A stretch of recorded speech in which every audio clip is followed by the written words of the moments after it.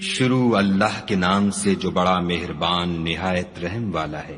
खुदा इस बात से आर नहीं करता कि मच्छर या उससे बढ़कर किसी चीज मसलन मक्खी मकड़ी वगैरह की मिसाल बयान फरमाए। जो मोमिन हैं वो यकीन करते हैं कि वो उनके परवरदिगार की तरफ से सच है, और जो काफिर हैं वो कहते हैं कि इस मिसाल से खुदा की मुराद ही क्या है। इससे खुदा बहुतों को गुमराह करता है और बहुतों को हिदायत बख्शता है, और गुमराह भी करता है तो नाफरमानों ही को।